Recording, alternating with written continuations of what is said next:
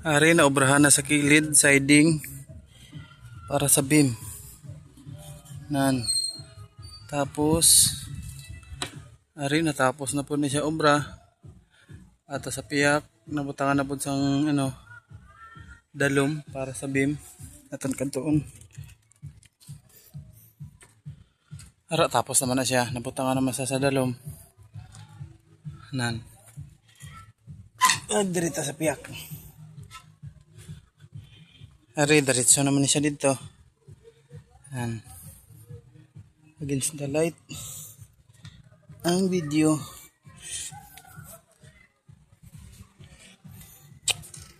Ari, tapos naman siya.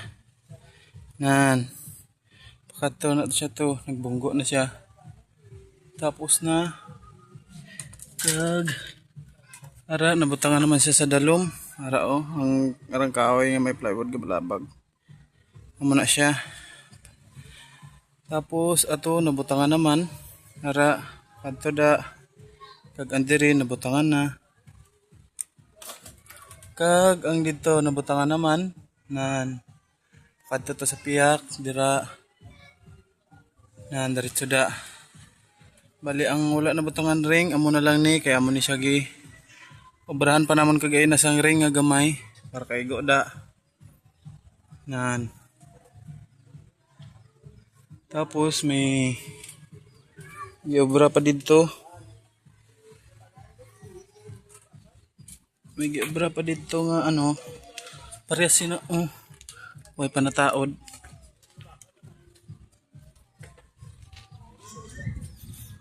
Araw parehas sina. Inugtaod pa na siya, inugsugpo na siya.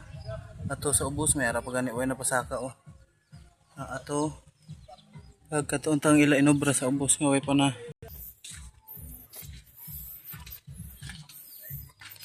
Ari pa ang wala nila napasaka kagayon nga kay hapon na. Para ni siya siding ni siya sa kilid. Kilid na siya sang beam. Para sina sa kilid sina Nadra na siya ibutang patindog. Para mabuhusan piyak kag piyak. Tapos aring kahoy kagayon nga nag-abot. Nan. Ning kahoy nga nag-abot kagaina may mahogani, may jilimina. Nan. Kag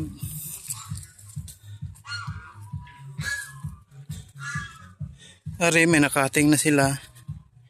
Pila ka panid? 4 ka panid. Nan para ni sa siding. Ari. Nan bataan siya kahoy sa pangilid kay sa tunga. Ari naman ang kahoy na preparar na para naman na siya ugma butang siding na siya. Okay.